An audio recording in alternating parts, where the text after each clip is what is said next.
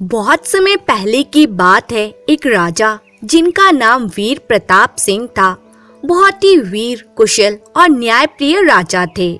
अपने पिता की मृत्यु के बाद बहुत ही छोटी आयु में उन्हें राजगद्दी पर बिठा दिया गया था, परंतु वीर प्रताप ने बहुत ही कुशलता पूर्वक अपने राज्य को संभाला। राज्य की सीमाओं की रक्षा करना, जनता की खुशहाली अब यही राजा का लक्ष्य था। राज्य में धन धान्य, खेती बाड़ी, किसी भी चीज की कमी नहीं थी। ऐसे ही समय बीतने लगा। अब राजमाता राजा के विवाह के लिए चिंतित होने लगी। एक दिन राजा वीर प्रताप से राजमाता ने कहा कि वीर प्रताप, हम चाहते हैं कि आप विवाह कर लें। आपकी बुद्धि, कौशल और वीरता को देखते हुए कितने ही राजा अपनी पुत्रियों का विवाह आपसे करने के इच्छुक हैं। हमारे राज्य की सीमाओं से सटे 3 राज्यों की राजकुमारियों के रिश्ते के प्रस्ताव आपके लिए आए हैं। राजा ने कहा, परंतु माँ, एक रिश्ता स्वीकार करने का मतलब अन्य 2 पड़ोसी राजाओं की नाराजगी झेलना, लेकिन विवाह तो एक ही करना होगा। राजमाता ने कहा, तो इस बात का कुछ तो हल निकालना होगा। माँ की बात मानकर वीर प्रताप ने अपनी बुद्धि का प्रयोग करते हुए तीनों राज्यों की राजकुमारी को अपने राज्य में आने का निमंत्रण भेज दिया और साथ ही यह भी कहलवा दिया कि तीनों राजकुमारियों में से जो मेरे 3 प्रश्नों के सही उत्तर देगी, उसे ही वो अपनी रानी स्वीकार करेंगे। ये प्रस्ताव सुनकर 2 राजा तो बहुत प्रसन्न हुए, मगर तीसरा राजा भानु प्रताप बहुत ही चिंतित हो गया, क्योंकि वे जानते थे कि उनकी पुत्री का बुद्धि कौशल इतना नहीं है कि वो इस परीक्षा में खरी उतर सकें। उन्होंने इसका उपाय सोचने के लिए अपने वफादार मंत्रिमंडल की बैठक बुलवाई, क्योंकि वे हर हाल में राजा वीर प्रताप जैसा जमाई चाहते थे। तब उन्होंने अपने मंत्रिमंडल से सलाह मशवरा किया। तब एक मंत्री ने सलाह दी कि क्यों न राजकुमारी स्वर्णलता के स्थान पर उनके बचपन के सहेली, जो कि दासी सुलोचना है और वो बहुत ही चतुर, बुद्धिमान, प्रवीण और हाजिर जवाब है, उसको भेज दिया जाए। मंत्री की सलाह मानते हुए राजा भानु प्रताप ने स्वर्णलता के स्थान पर सुलोचना को वीर प्रताप के राज्य में भेजने का निर्णय कर लिया। साधारण नए नक्श वाली सुलोचना राजकुमारी स्वर्णलता के वस्त्र और आभूषणों में सजकर बहुत ही सुंदर लग रही थी। आईना भी उसे आज राजकुमारी होने का भ्रम दे रहा था। बग्घी में बैठाकर उसे पूरी शानो शौकत के साथ रवाना किया गया। राजा वीर प्रताप ने तीनों राजकुमारियों के ठहरने की व्यवस्था शाही महल में राजमाता के संग करवा दी। उनके स्वागत, खान पान और विश्राम सब में कोई कमी नहीं थी। अगले दिन नियत समय पर राजमहल की सभा में सभी राजकुमारियों को बुलवाया गया। तीनों राजकुमारियों को उचित स्थान देकर राजा ने अपना पहला प्रश्न रखा और कहा, ऐसी कौन सी ध्वनि है जो कानों को सबसे मधुर और प्रिय लगती है?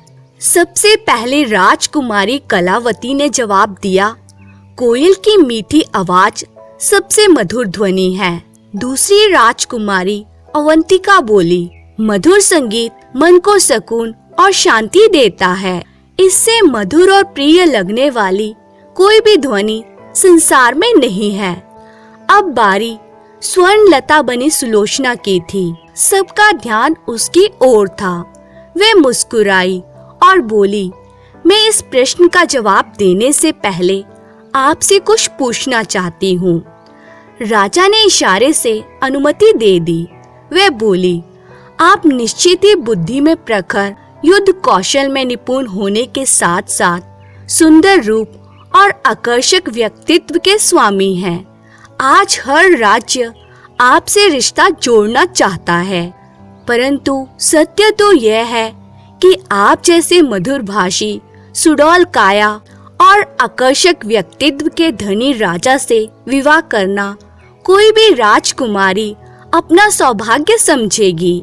ये सब सुनकर राजा मुस्कुराया और बोला, ये सब तो ठीक है, परंतु मेरे प्रश्न का उत्तर नहीं है।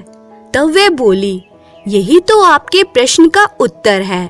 सभी हैरानी से स्वर्णलता बनी दासी की ओर देखने लगे। राजा ने कहा, मैं कुछ समझा नहीं।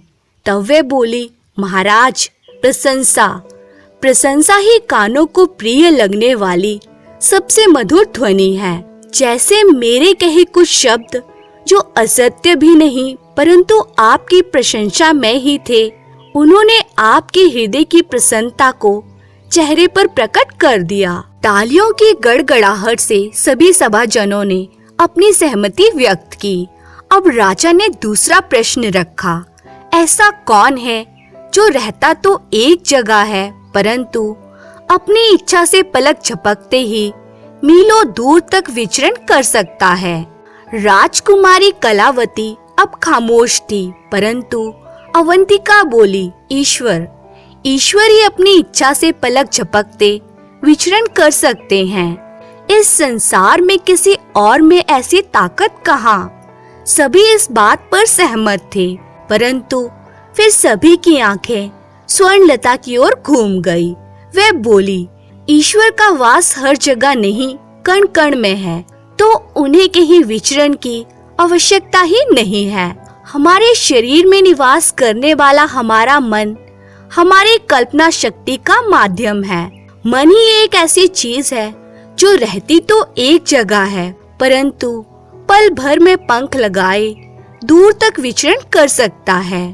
अब राजमाता सहित सभी सभाजन स्वर्णलता बनी दासी की चतुराई की तारीफ करने लगे। वो उसे ही भावी रानी के रूप में देखने लगे कि यही हमारे राजा की रानी बनेगी।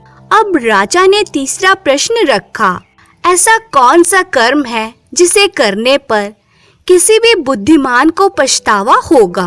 अब दोनों ही राजकुमारियां खामोश थी, परंतु स्वर्णलता बोली, आप निसंदेह हठी राजा हैं। आप न्याय करना नहीं जानते, अन्यथा 2 प्रश्नों के उत्तर देने पर मुझे अब तक विजेता घोषित कर दिया जाता, परंतु आप अभी भी प्रश्नों की लड़ी बांधे हुए हैं। राजा सहित राजमाता ये सुनकर सकते में आ गए। सभी स्वर्णलता के अचानक बदले हुए इस व्यवहार से हैरान थे। राजा वीर प्रताप क्रोधित होकर बोले, तुम तो बड़ी घमंडी हो, अपनी चतुराई पर ज्यादा अभिमान करने वाली लड़की हो। अगर तुम हमारे पड़ोसी राजा के राज्य की राजकुमारी नहीं होती तो ऐसी गुस्ताखी के लिए निश्चय ही दंड की अधिकारी होती। अपने पिताजी से कह दो कि हमारे बीच राजनैतिक या पारिवारिक किसी भी तरह का कोई संबंध नहीं हो सकता। अब दोनों राज्यों में केवल शत्रुता का संबंध रहेगा। ये कहकर राजा गद्दी से उठे और चले गए। बाकी दोनों राजकुमारियों के चेहरे पर कुटिल मुस्कुराहट थी। राजा ने राजकुमारी स्वर्णलता को वापस प्रस्थान की आज्ञा दे दी। अगले दिन क्रोध शांत होने पर राजा ने जाने से पहले राजकुमारी स्वर्णलता को राजसभा में बुलवाया और बोले, देखिए राजकुमारी, कल क्रोध में मैंने आपसे कुछ ज्यादा ही कह दिया था। वो एक राजा का नहीं बल्कि क्रोधित व्यक्ति का ही कथन समझिएगा।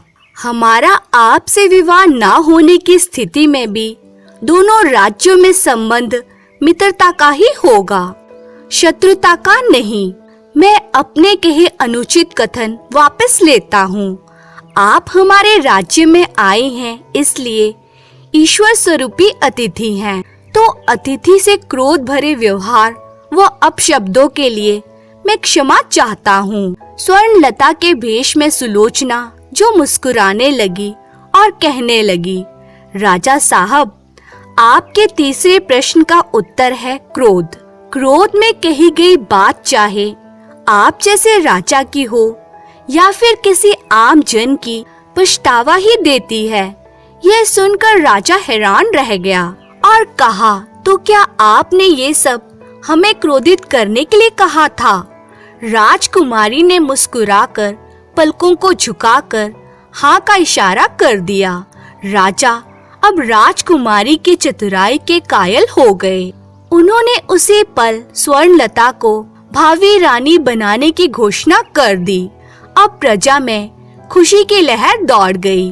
बाकी दोनों राजकुमारियों को सम्मान सहित विदा करने के बाद राजा राजकुमारी स्वर्णलता के निकट आए और बोले, अपने पिता से कहिएगा कि बारात के स्वागत की तैयारी करें। ये कहकर उसने स्वर्णलता के हाथ में राजमाता का एक कंगन डाल दिया। तब राजकुमारी ने कहा, सुन, पर्दे की ओट में धोखा ना हो जाए, खो सोने की चमक में मिट्टी हाथ ना आए। पग फेरे लेते हुए इतना रखना ध्यान, यही निशानी प्यार की मेरी अब पहचान।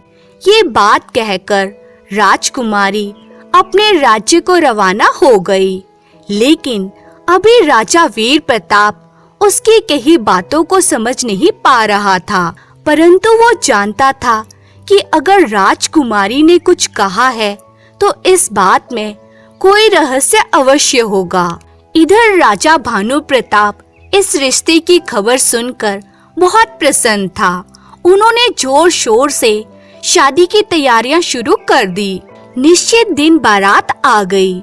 राज्य की साज सजावट, बारात के ठहरने की व्यवस्था बहुत ही उत्तम थी।